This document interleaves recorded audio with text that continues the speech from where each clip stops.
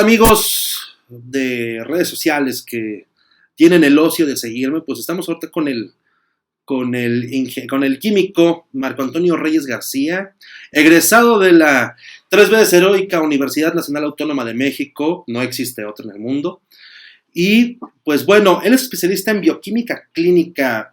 Marco Antonio, bienvenido. Gracias. Sí, gracias por aceptar la invitación y por aventarte conmigo en este rollito que hablemos de un tema que trae bien espantada a la población. Maestro, pues ya tenemos ahorita como una nota de cada 30 minutos, información sobre el COVID-19. Y bueno, tú como especialista, me gustaría muchísimo saber qué es lo que nos podrías explicar de qué es un virus. Bueno, un virus no es como tal un microorganismo, de hecho ni siquiera es un ser vivo, es material genético, ya sea en forma de ácido ribonucleico o ácido desoxirribonucleico, ARN o ADN, que es capaz de activar mecanismos biológicos en su portador.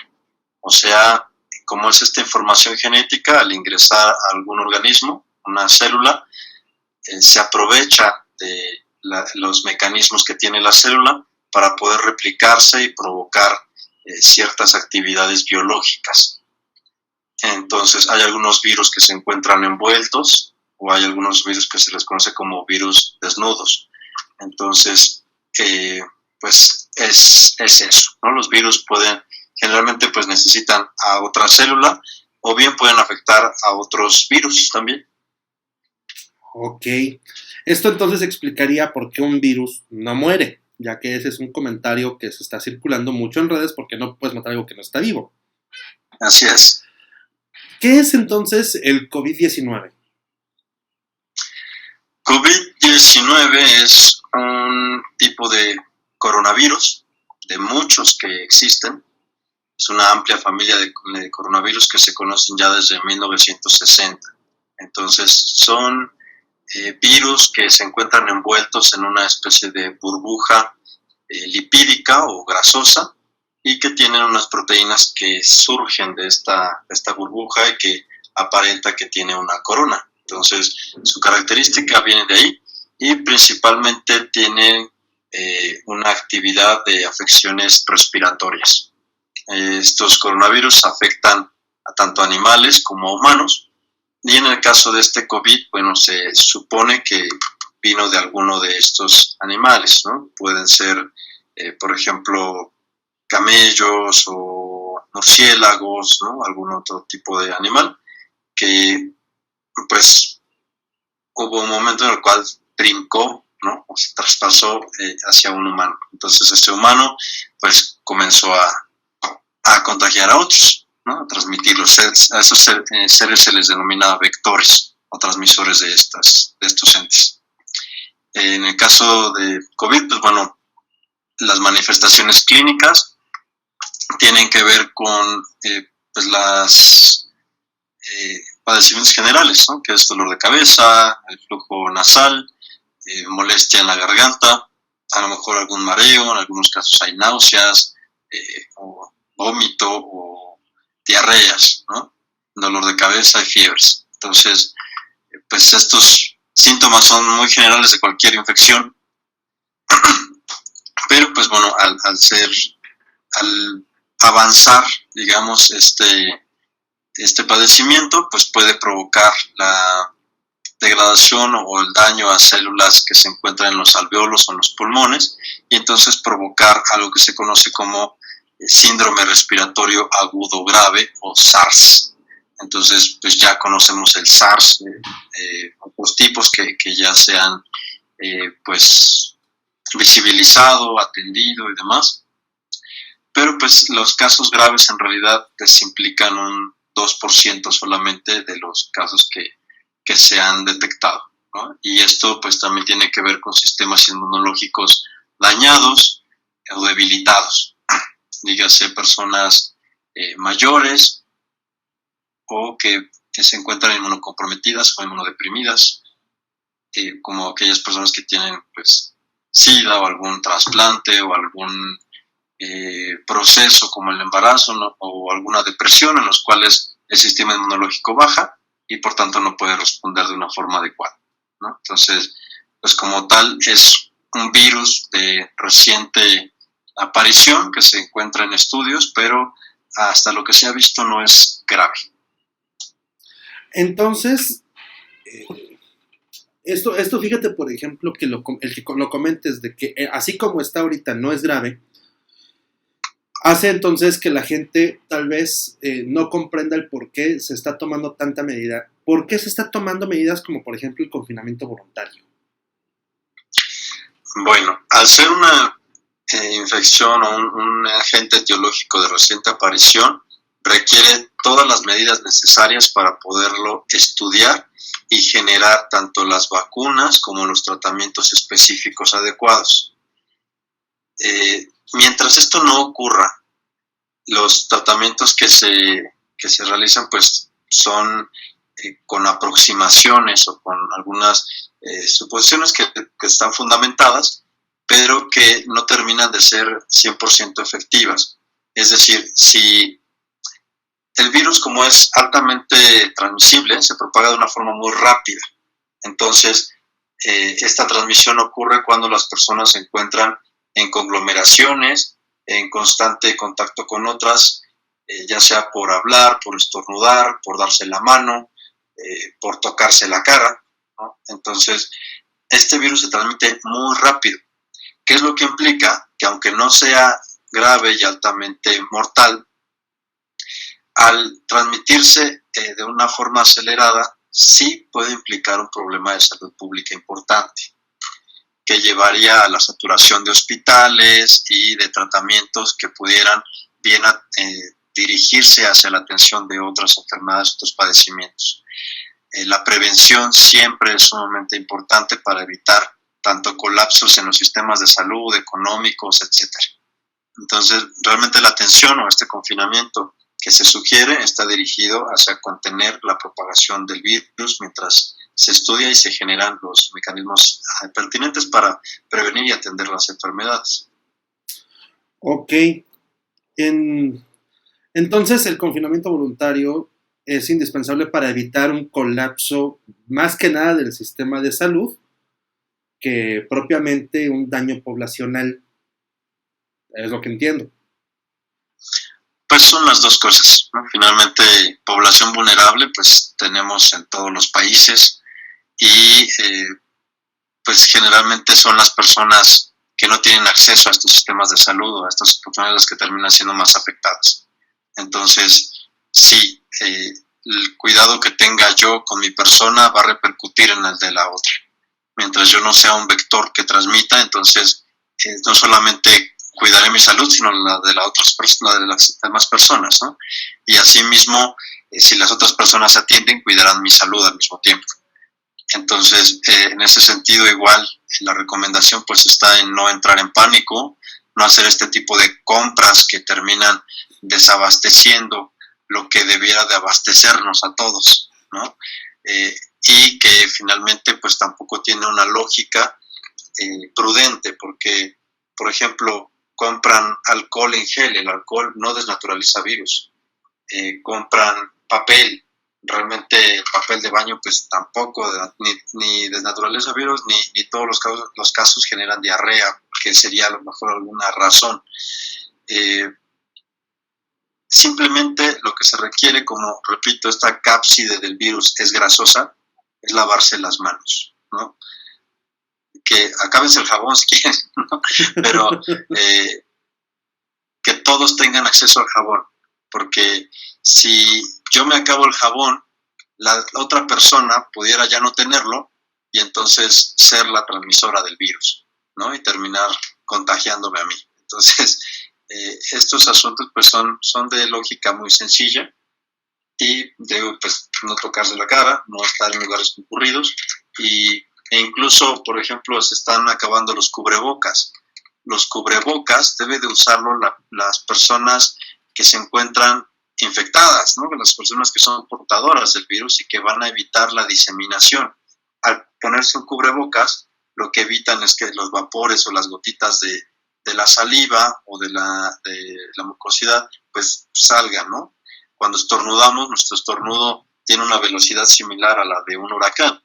Entonces, se esparce de una forma muy rápida y teniendo el cubrebocas contengo esa diseminación. Pero la persona sana no tiene ningún sentido que utilice cubrebocas. De hecho, es hasta perjudicial porque el poro del cubrebocas es una cosa inmensa contra el tamaño pequeñísimo del virus. Y digamos, en un caso hipotético, que la persona llegue a tener contacto con otra que es portadora del virus, le estornuda, las gotitas quedarán impregnadas en el cubrebocas y estará inhalándolo constantemente. Entonces puede aumentar incluso la posibilidad de contagio, ¿no? Entonces, no use cubrebocas a menos que sea portadora de algún virus, y eso lo que ayuda es a que este no se disemine, no se propague. En realidad lo que está ayudando es a no contagiar a otros, pero no evita que te contagies. Ese es un punto muy bueno a entender, porque sí, ahorita están carísimos los cubrebocas y además están vendiendo el N95 al público en general, que bueno, ese es de grado hospitalario. Ahorita eso les debe de estar haciendo falta en hospitales, no entre nosotros, ¿no? El médico va a estar en contacto con más personas en crisis, ¿no? Ya con el virus, con el desarrollo del virus en plenitud. ¿Qué es una cuarentena y para qué sirve?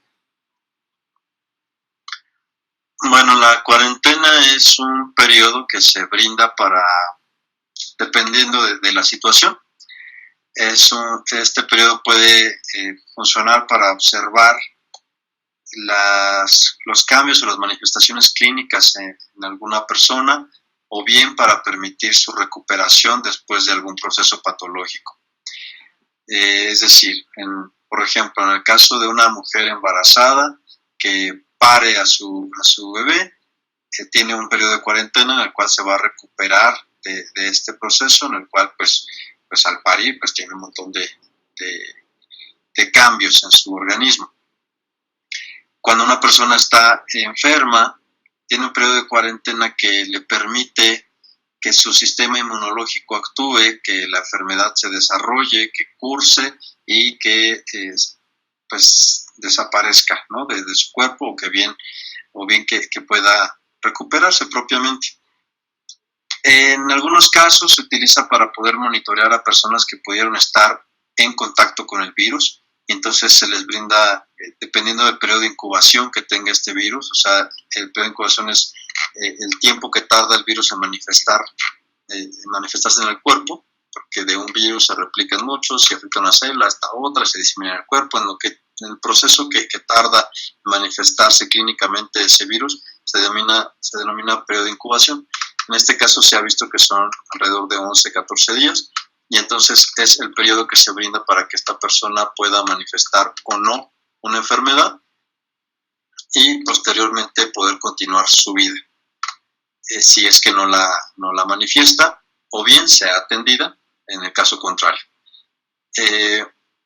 Estas cuarentenas que se brindan para la población en general tienen que ver con el permitir lo que te comentaba, que ya no se propague más el virus, o que disminuya esta propagación, que puedan aquellas personas que estuvieron en contacto con el virus y manifiestan pues todas estas síntomas, ser atendidas, y las que no se contagien, ¿no? Entonces es un periodo que se brinda justo para eso, para impedir la propagación, para atender los casos positivos y para favorecer la recuperación de aquellos que ya han sido atendidos.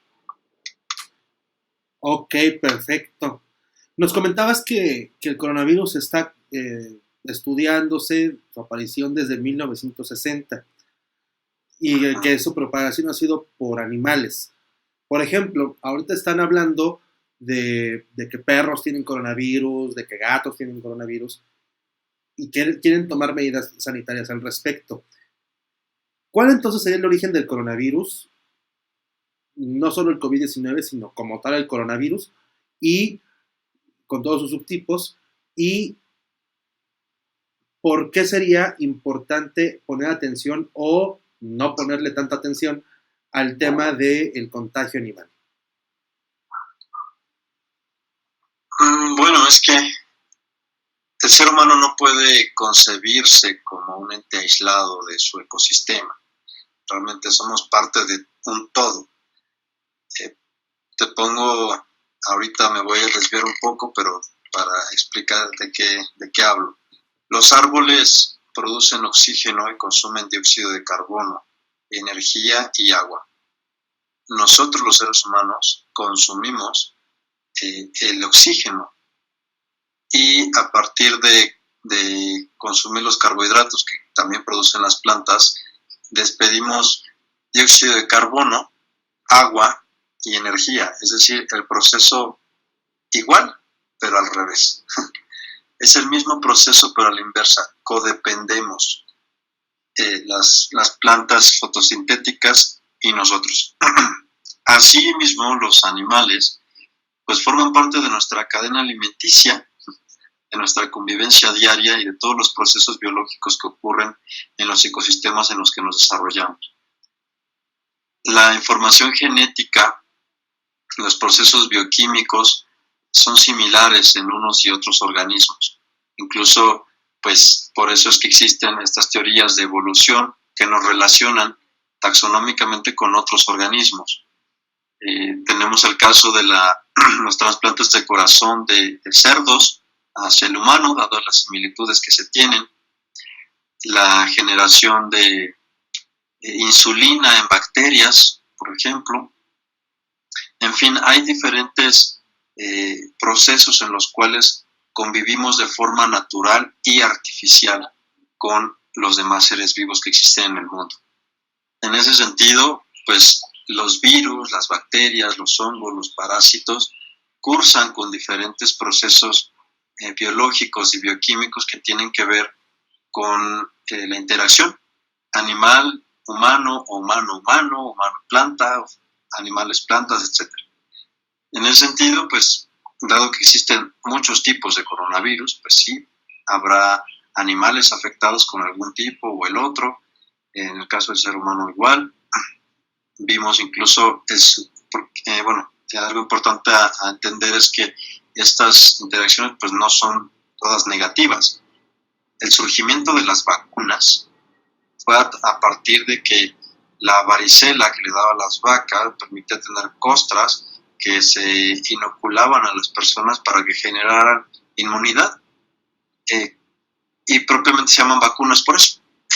Sí. Porque iniciaron de esa manera. Entonces, la interacción que tenemos con otros animales, con otros seres vivos, pues realmente es simplemente naturaleza. Lo vemos grave, lo vemos dañino a veces, pero en realidad pues no es que la bacteria o el virus o el hongo tenga una conciencia de hacer daño, simplemente está cursando con su naturaleza. Y puede tanto desarrollarse en un animal como en un ser humano, ¿no? En ese sentido, pues, lo único, repito, pues es tener los cuidados pertinentes de higiene, de buena alimentación, de hábitos deportivos, etc. Ok, entonces, por ejemplo, si yo tengo un perro con coronavirus, no me va a afectar. No necesariamente. Ok, eso es importante saberlo, porque básicamente lo que me estás diciendo es que la unión entre sus bacterias y sus virus, animales y plantas, es por cadena alimenticia, no solo por convivencia. Tampoco necesariamente, si bien tenemos similitudes, también tenemos grandes diferencias. Entonces, hay padecimientos que solo afectan, hay virus y bacterias que solo afectan a plantas o que solo afectan a animales, o otros animales, o que solo afectan a humanos, ¿no? Entonces, hay algunos que pueden brincar o transmitirse de un organismo a otro y hay otros que no. Entonces, en esas variaciones, en esa variabilidad biológica, pues hay justamente pues, diferencias, ¿no? En los casos. Ok. ¿Cuál podría ser, así como se está viendo el panorama ahorita, nos has dicho que no está para que nos alarmemos, o sea, es importante, pero no es grave ya sea el apocalipsis zombie? ¿Cuál podría ser el impacto que tenga en México ya la declaración formal de una epidemia nacional? Pues mira, ya es pandemia y al ser pandemia, pues realmente sobrepasa la escala de la epidemia, pero si en México llegara a propagarse de una forma significativa el virus, pues bueno, eh, lo que te decía al principio, lo que se prevé es un colapso del sistema de salud, dado que no existen medidas específicas para su atención. Pero pues eventualmente tendrá que ir siguiendo su curso y, y la recuperación de las personas, ¿no? La enfermedad, pues al tener un buen sistema inmunológico, tiene una respuesta natural también y una recuperación propia de cada ser humano. Y bueno, estas personas generarán una inmunidad y dado que ya se está pues realizando los estudios pertinentes, ya se está dilucidando aproximadamente cuál es el mecanismo de acción del virus, cuál sería la forma en la que actúa el sistema también inmunológico, la forma en la que se les ha atendido a las personas ha sido efectiva en más un 98%. En caso de China, que fue el origen de este virus, de su diseminación, pues ya tiene a las personas en una fase de recuperación, ¿no? Entonces, eso mismo se está observando en otros países y es el panorama que también pues tiene que preverse para México. Realmente hasta el momento no se ha detectado diferencias entre etnias o países para que este virus se manifieste o no. Entonces, no tendríamos alguna implicación genética hasta el momento en la cual con base en evidencia, digamos que nos va a afectar de una forma distinta a la de otras personas. Ok. Si hablamos de una saturación del sistema de salud, por ejemplo, a nivel estadísticas, ¿con cuántas unidades de terapia intensiva contamos en el país? No sé si tuvieses el número, algún aproximado. No tengo el número, la verdad, pero mira, tiene más que ver con el flujo habitual que se tiene, que de por sí hemos sido testigos, ¿no? El sistema de salud pues ya se encuentra colapsado realmente, no es algo que vaya a pasar, es algo que ya ocurre. El tema es que en este flujo que ya existe y que de por sí es lento, la histeria colectiva, ¿no? El drama, la necesidad de una atención ante la idea de un padecimiento sin cura, ¿no? sin tratamiento, lo que genera es esta saturación de las unidades clínicas. No como tal porque sea mortal, ¿no? Repito, no porque en realidad sea un virus tan grave, sino por el miedo, la preocupación y la necesidad de atenderme a mí y no a los demás, ¿no? De no tener yo las medidas de prevención, de precaución, de recuperación, de atender, sino por el mero hecho de tener atención, de que alguien te diga que no estás mal, ¿no? Entonces, realmente tiene más que ver con eso. Ahí sí, discúlpame que no tenga el datito, pero realmente no. Tiene más que ver con este tipo de procesos, ¿no? Y es que sí es cierto, o sea, yo no conozco una persona que me diga que hay un hospital público y que ha tenido una atención rápida. Aquí en la Ciudad de México, por ejemplo, en el Hospital General, tú llegas a urgencias y puedes esperar hasta una semana que te atiendan. Sí. O sea, ya habla de que estamos colapsados lo que le sigue, ¿no? Ya estamos rebatados. Sí, lamentablemente esa es la realidad. Repito, y tiene que ver porque, bueno, lo utilizarán para algunos asuntos también de raja política y demás, lamentablemente, pero tiene que ver con años de un sistema de salud mal planificado. Son sexenios y sexenios en los cuales se inauguran hospitales, pero en realidad no hay médicos. Se llevan a cabo inauguraciones de hospitales que nunca abren, se proponen la creación de hospitales que nunca llegan a su realización, y los sistemas de salud que se tienen pues son insuficientes, no tienen los insumos adecuados, los protocolos, etcétera. Entonces eso pues ya existe desde hace años y ahorita pues realmente el temor, la preocupación o las medidas de recomendación de este aislamiento tiene que ver más con eso, con que evitemos la propagación y que evitemos colapsar este sistema de salud, porque hay miles de enfermedades más que son más graves y que nadie pone atención, ¿no? Hace poco hablaba con algunas personas justo de infecciones de transmisión sexual, de otros padecimientos que son sumamente sencillos de adquirir y que sí llevan a la muerte, que sí llevan a daños graves y que en realidad nadie atiende porque nadie habla de ellos, ¿no? Hay un refrán muy popular que dice que el miedo no anda en burro, y es que mientras ignoremos estas enfermedades, pues no les tendremos miedo. Y a esta que estamos conociendo, que sabemos que existe, es a la que le tememos y en realidad pues no siquiera es grave. Sí, es un rollazo. Para terminar, quiero saber tu punto de vista respecto a dos cosas. Uno, ¿cómo crees, en tu perspectiva, en tu opinión, qué calificación le estás dando al manejo que está teniendo el Estado en este momento respecto a la prevención del COVID-19?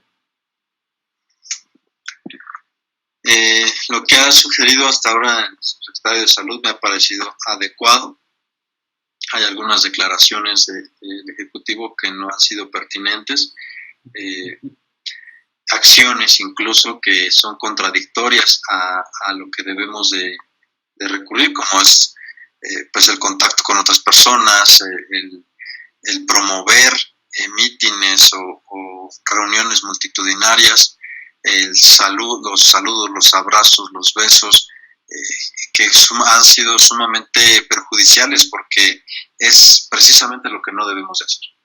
En cuestión de lo que está proponiendo el secretario de Salud, me ha parecido sumamente pertinente el aislamiento voluntario, la suspensión de clases, de labores, ¿no? de eventos multitudinarios. Eso es sumamente adecuado. En otros ámbitos pues se ha ido ya pues con bases científicas, con base en evidencia de otros países y de la forma en la que han respondido, creo yo que ya está permeando en las demás cabezas del Ejecutivo, que no solamente es una, y que pues bueno, tiene que llevarse este mensaje también al legislativo y tiene que hacer una llamada de atención para todos, porque en este caso no hablamos de algo grave, pero nos deja claro que no estamos preparados para una infección que pudiera ser de alta mortalidad, ¿no? Entonces, pues ahora de lo que depende pues es de la población. En realidad ya depende mucho de la gente, que es algo que siempre pues descuidamos, visibilizamos, acusamos, acosamos, ¿no? al gobierno, pero no asumimos nuestra responsabilidad como gobernados. Esa responsabilidad social pues ya nos toca a nosotros, las recomendaciones existen y ahora pues toca atenderlas, ¿no? Fíjate que a ese punto también quería llegar. Ayer la jornada sacó una nota de que Acapulco 90% de ocupación este fin de semana. El sábado tuvimos el Vive Latino topadísimo y se escudan con que encontraron 27 casos de gente con fiebre y que, bueno, la mandaron a su casa. ¿Realmente cuál sería tu opinión como especialista bioquímico clínico de un acto tan irresponsable? Esto sí, más a nivel profesional. ¿Se te hace a ti realmente un acto irresponsable el comportamiento civil? Sí, claro. Y tiene que ver con temas culturales. El mexicano se ríe de la muerte, ¿no? Nosotros pues hacemos calaveritas, nos reímos, hacemos albures, tenemos este comportamiento constante de desafío, de reto, de chingonería, ¿no? Y de valemadrismo. Entonces, en ese sentido, sí, claro que es irresponsable, pero nos vale madre, ¿no? Como dicen por ahí. O sea, esta frase es sumamente popular porque es la realidad. Si me he de morir, que sea feliz, ¿no? Entonces, en ese sentido, pues, la gravedad del problema no se visibiliza porque en realidad pues no me pasó a mí, no le ha pasado a un vecino, no conozco un caso cercano, y entonces es lo que lleva justo a la falta de prevención y de atención médica oportuna, no solamente en este caso del coronavirus, sino en general. Las personas morimos más por imprudencias, por no concluir los tratamientos. Por ejemplo, en el caso de la generación de la multiresistencia bacteriana, tiene que ver con automedicación, con no concluir los tratamientos, con no ir al médico. Entonces, la multiresistencia bacteriana está siendo un problema complicadísimo de salud a nivel mundial, porque ya no nos curamos con lo que nos curábamos antes. Y los nuevos medicamentos terminan siendo más dañinos para el organismo. Y en ese sentido, pues, repito, la responsabilidad está del lado de la población, del lado de cada una de las personas, ¿no? De las familias, de cómo se educa a la gente y de que pues realmente no hay temor de Dios, como dicen por ahí, ¿no? No hay una prudencia en ese sentido. Entonces, pues reprobable totalmente como especialista en bioquímica clínica, como activista social, ¿no? Pues no, claro que no estoy de acuerdo en promover esto, ¿no? Repito, en este caso no se trata de un virus grave, pero hay muchas otras enfermedades que continúan propagándose de forma importante y que sí son complicadas, ¿no? Y que pudiéramos evitar si siguiéramos estas recomendaciones simples. No, pues muchísimas gracias, Marco. Si me lo permites, yo estoy seguro que a la audiencia que nos va a ver, que va a ver este video, le interesará mucho escuchar información clara y precisa de gente como tú, como Adriana también Granados, que nos ayudó con otro video, que ya pueden ahí estar viendo también ahí en las tarjetas, y que finalmente necesitamos tener como muy claro el panorama de qué es lo que estamos viviendo ahorita, por qué es el miedo del mundo, y algo que, bueno, en ambos casos a mí me queda muy claro es que lo que los gobiernos están temiendo es colapsar sus sistemas de salud. Italia, por ejemplo, con 5,000 áreas de terapia intensiva, no se dio abasto. Y ahora acaba de tomar la decisión, eso este domingo apareció en notas, incluso en Forbes, de que ya los adultos mayores a partir de 80 años ya no son prioridad del Estado. Esto es, a mi punto de vista, me parece una decisión muy cruel, pero qué tan terrible debe de estar el panorama en tanto la gente irresponsable en Italia, la gente cuando se les avisó de un confinamiento voluntario, como en este caso, adelantamos algunos periodos, quédense en su casa, antes de llegar a la imposición de la cuarentena. La gente no lo tomó en serio y se fue a conciertos, se fue al Carnaval de Venecia, se iba a los aperitivos y finalmente esto aumenta la propagación al punto de que la sociedad es la que está empujando al gobierno a demostrarle que no tiene cómo curar a 1,000,000 de personas, ¿sí? Y les dicen, ¿sabes qué? No vengas al hospital, habla de que te sientes mal y vamos a tu casa. Un actor también se queja de que el gobierno no fue a su casa a ver a su hermana fallecida, que acaba de fallecer por coronavirus, y viene la queja, pero es que también es una situación de irresponsabilidad social, de que no te cuidas y esperas que te cuiden. Y tristemente, si no analizamos el terrible daño que estamos haciendo con esto, sencillamente vamos a ir viendo que si países que ya tenían previsto que podían tener un problema con muchas más unidades de atención de terapia intensiva que otros países como México, te apuesto que aquí no llegamos ni a la mitad de 5,000, lo tenemos muy claro, muy evidente, ellos se colapsan.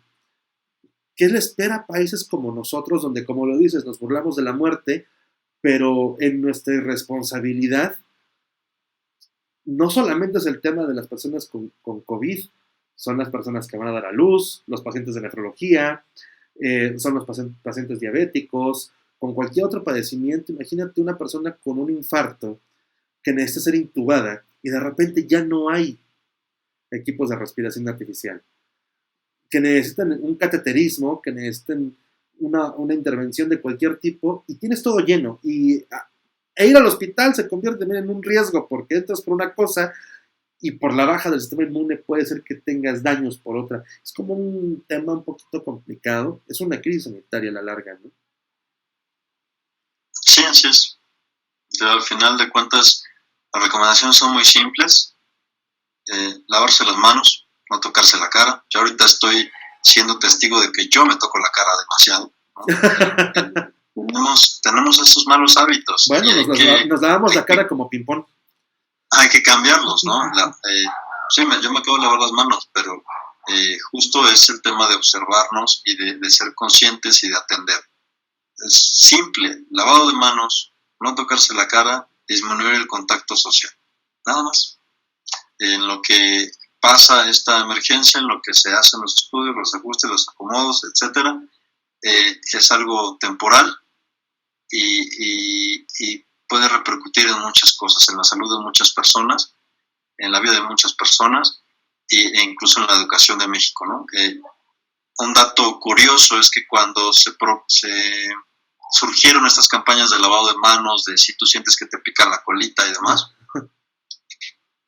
las personas que empezaron a lavarse las manos provocaron que disminuyera en 50% la muerte de niños menores de 5 años por enfermedades gastrointestinales. Se redujo la muerte del 33% de personas por infecciones respiratorias. Entonces, sí tiene una repercusión sumamente importante el correcto lavado de manos, ¿no? Es algo muy simple que tenemos que hacer en lugar de entrar en pánico y tomar decisiones absurdas, ¿no? Medidas de higiene básicas. Pues, así es. Muchísimas gracias, Marco. Si me lo permites, te estaré molestando. Igual hacemos una videollamada grupal con varios especialistas y empezamos a tocar temas que en el camino se vayan presentando, porque creo que estas son cosas muy importantes que debemos de hablar con las personas y aprovechar estos medios digitales para, aunque no podemos saludarnos personalmente, pues por ahora, no romper el contacto y hacerlo muy funcional. Empezar a informarle a las personas que tal vez medidas muy simples pueden evitar problemas mayores y que ante los problemas mayores tenemos todavía mucho control como ciudadanía. Así es. ¿Vale? Muchísimas gracias, Marco. Queridos amigos, pues por favor hay que compartir este video. No les cuesta nada, así como no les cuesta nada lavarse las manos, tampoco les cuesta nada dar un clic y compartir, porque esto es una forma de educación y no sabes si al momento de que las personas escuchen información como esta, tal vez están salvando su vida y la tuya. Empezamos la campaña Yo te cuido, tú me cuidas. Nos estamos viendo muy pronto con más información. Cerramos. Un gusto. Hasta pronto. Bye, Carlos.